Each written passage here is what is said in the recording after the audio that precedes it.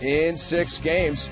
Josh Smith, perhaps his final home game as a Hawk. Free agent this summer. Hey, big decision for Atlanta Hawks and big decision for Josh Smith. And a big throwdown here from Paul George, but he had an ugly game. Just Paul George, just 2 of 10 in the game. Still looking to find that travel game, taking that great success he's had on the home court and onto the road.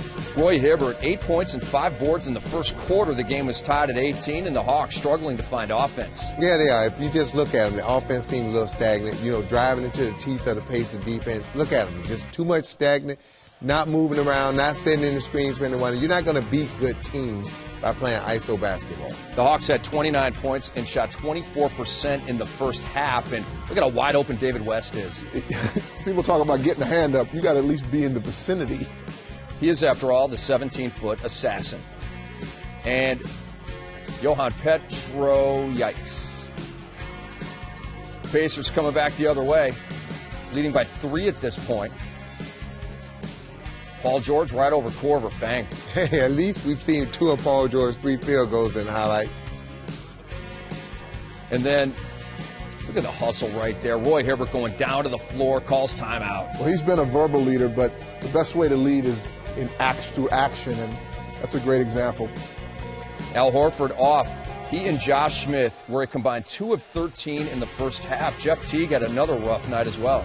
Yeah, I mean, when your best players get off to such a slow start, it just puts too much pressure on everyone else, and then they start pressing. And again, the Hawks just couldn't get over the hump tonight against Pacers. The Hawks missed 17 shots in a row at one point. David West hits the J. Indiana up 37-29 at halftime.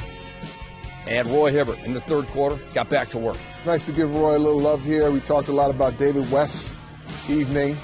Look, they beat the Hawks up in the interior, and it wasn't a one-man show. Roy Hibbert came to play as well. And then Devin Harris has his shot blocked. Indiana up 17, looking to build on the lead. They go to Hibbert, and that's exactly what happens. They're up 19. Yeah, play this game inside out. And one thing, Roy Hibbert, he has improved as this series went on. He started getting deep position. And then you saw an array of moves that he had, spin moves and reverse dunks. Lance Stevenson spinning on Kyle Korver. Ivan Johnson collides with Roy Hibbert and is called for a technical for the second straight game. Well, composure's been the one thing that we've noticed in young players this year in the playoffs so far, an inability to keep it. And look at that. How do you get a straight line drive right through the teeth of the defense? Unbelievable. You just can't have those type of plays, especially when you was at home struggling, trying to get back in the game. The Hawks just can't afford to give up plays like that. Wow, and then George Hill left wide open, but the Hawks fight back in the fourth. Devin Harris knocks it away again, gets it back, and here come the Hawks, 69-58, and they keep on coming, Rick. Well, that was the type of start I'm sure they would have liked to have. It showed up a little late, and unfortunately for the Hawks, not enough in the end.